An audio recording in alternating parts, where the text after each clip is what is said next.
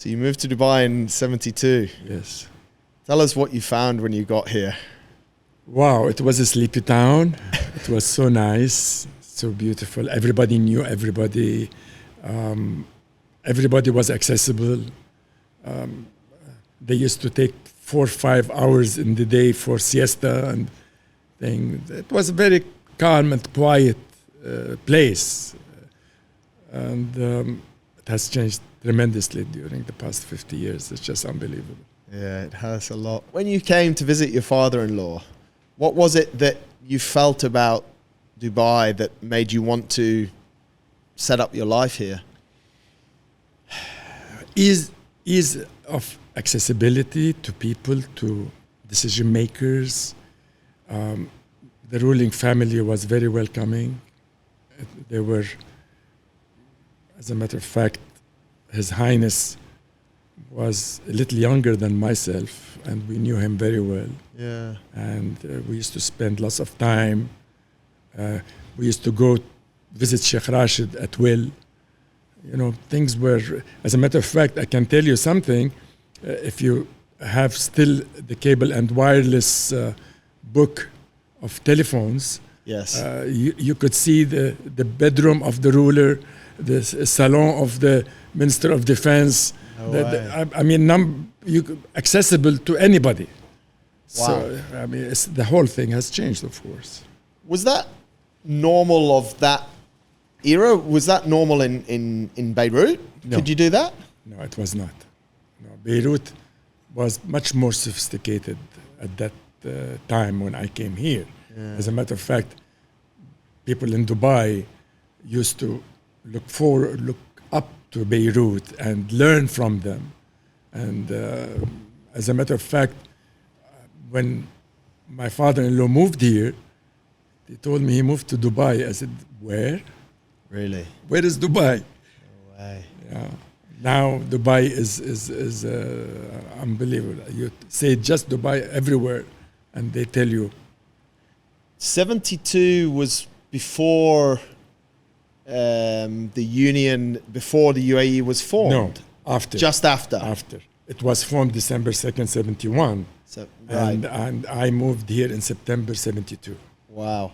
So they had the currency of the dirham, or they were still using the rupee?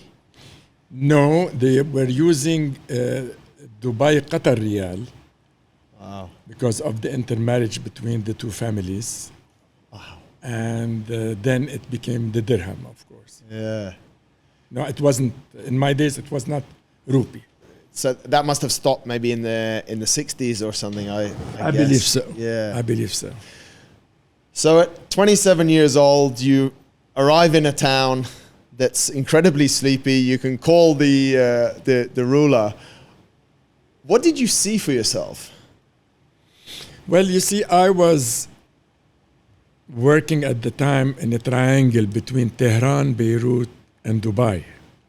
And I was looking for industrial projects in Iran.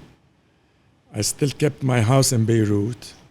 And then I got my own house here in 75. Right. Which was basically the start of the civil war in Lebanon. And we decided that this is our base. This is it.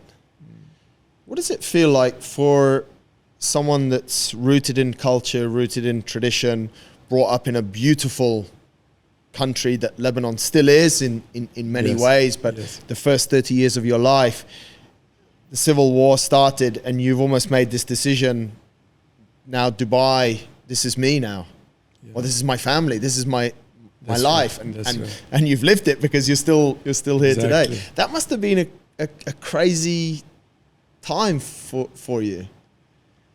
Well, I guess the decision to stay was mainly because of the civil war. But a more important reason to stay is the welcome that we had from the various structures in the society, from the citizens of Dubai, citizens of Fujairah, citizens of Sharjah. We knew them all.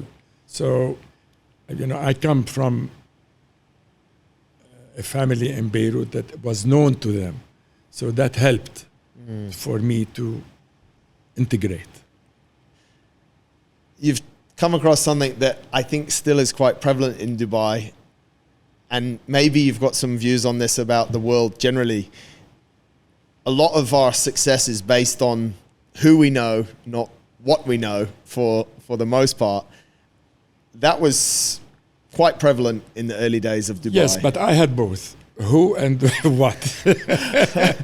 So that's why you were so successful. That was helpful, yes. That's, but do you still think Dubai's like that? Do you still think there's a lot of the who you know going on?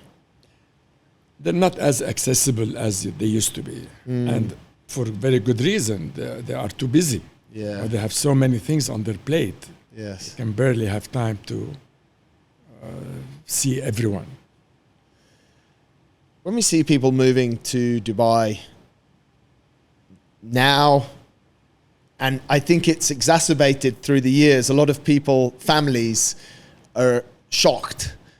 Where are you going? What's it going to be like when you get there? I was talking to some people just a week or so ago that, you know, it was on the plane actually when I was coming back from the UK, and the gentleman sat next to Holly asked her if she was allowed to drive here in Dubai. We're looking at him going, okay, you know, that's okay. It's, you know, but in 72, how did it feel for your family that you'd left behind? You said your father-in-law was here, yes. But how was that chemistry? Well, you know, my wife's family is a large family, and I knew them when they were young, and they were living here with their parents. So we had a big circle of nucleus family, and then friends, and then from Lebanese friends and Palestinian friends. So it was not easy, difficult to integrate and to have roots, to set roots. So it's quite, I guess that's quite different then to when people are moving here from Europe, or when people are moving from Australia or the Americas. The dynamic, would you say it's easier for you guys that have moved from surrounding countries? Well, definitely it is. You know, when I moved here, the local community was around only 60,000. Wow. Today, Dubai is 3.6 million population, out of which I think 10 to 11% is local population, which makes it around between 350 and 400,000. So then now there are 200 nationalities in Dubai. And at the time when we came, it was basically Iranian, Indian, Pakistani, and of course the British community. But there were very few Americans, very few French, or Australians, or what have you. A lot of, not now so much, but back then, things were based on community, like you said, people knowing each other.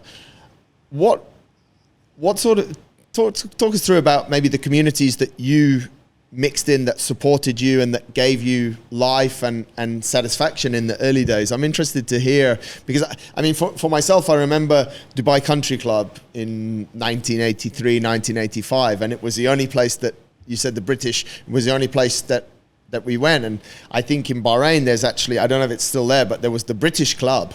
That's right. Which is, it's very colonial of us, but very, you know, we like to do things like that. You know, I knew several British nationals here, because I did work with Dubai Aluminium, and that was predominantly British and very fine people. Also, the technocrats around Sheikh Rashid were also Brits. I mean, whether it's the water department, whether it's the fiscal department, whether it's, so basically, but I was not a club person. Yeah. You know, so I never was part of the colonial clubs. that's good news. As you mentioned. So what was community and what was life then? Well, we used to basically every Friday, we used to go into the desert and look for a tree to go sit under, have the straw carpets there, get our sandwiches and drinks and what have you, and spend the day. And the kids would go into the desert and play and what have you. That was our. There were no parks. There were no the people. As a matter of fact, used to pass by the Iranian hospital, which was the only garden, and they would look at the trees. They would look at the flowers. They would look at the grass. Yeah. Just in shock that there was some greenery growing in this. Yeah. This desert. Yeah, it actually, I never really thought about that. Yeah. Because now I mean, when we came in 83 and we were living in Trade Center apartments in Sheikh Zayed Road, there was no greenery at all. At all, zero. And as a matter of fact, that road used to be called the Iranian Hospital Correct, Road. yeah. It was not I still Al-Wasl call Road. it. I still call it Iranian Hospital. It was not Al-Wasl Road. And it wasn't Sheikh Zayed Road. Yeah, It was yeah. Abu Oh, Dhabi no, Road. no, yeah. It's an interesting, yeah. It's. Do you think that, like, do you ever stop and think, actually, I haven't been here. You've been here 50 years, and yes, it's a long time. But do you ever compare it to advancements in other countries and how fast this country has advanced, and just wonder how? Well, I mean, some people call it a miracle. Yes. Others call it a vision. I think it was a combination of that plus good luck, because definitely Dubai has benefited from the problems of what surrounds them. And especially the past 2-3 years with the Ukrainian war, and then now with the Gaza war, and with all these, everybody wants to come to the place of comfort. So, and they say, come, and we welcome you, and we will build for you. And, you know, this is what happened. The place developed in such fast, too fast, as a matter of fact. But they have been trying to keep up with it. Yeah. Do you think it's safe to be in Dubai? I compared Dubai to Switzerland during World War II. Everybody has invested here, and they want to keep their investment safe. Yeah. It's interesting, isn't it? Because and you put it so beautifully there, we're surrounded by trouble.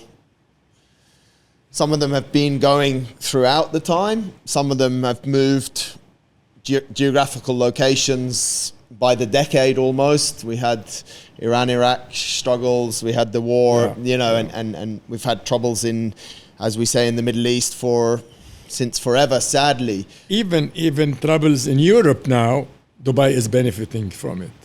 Which is mind-blowing. Yeah, the troubles in Pakistan, Dubai, fiscal troubles in Europe, people are moving here. So they are really benefiting in different ways. And that's why I always wonder how safe we are, without trying to be the negative guy in the room. I always question,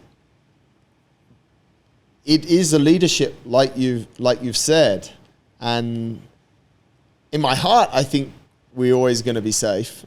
And of course, I want us to always be safe. I think there's a lot of people that don't want Dubai to always be safe. And it's through everything, not only through war, but through the pandemic. Yeah. Dubai was safe, and it grew. Yes. I mean, trust me, money is a coward. And the minute there are signs of danger, you would see them flocking out. Yeah. It happened during the Gulf War, the first Gulf War. Yes. Dubai became a ghost city. Yeah. You know? Yeah, I remember. Yeah. And that was the time to invest, as a matter of fact. Yeah, it's an interesting, because there's nothing like it. And like you've rightly said, it's not only the surrounding countries, it's the countries further afield. Yes. Even when they're suffering, somehow Dubai is booming. Yeah. I mean, there's an exodus of billionaires worldwide to Dubai for a very good reason. Other than being in a beautiful place to live and party and play, also to put your money. Yes. And because of the no tax situation.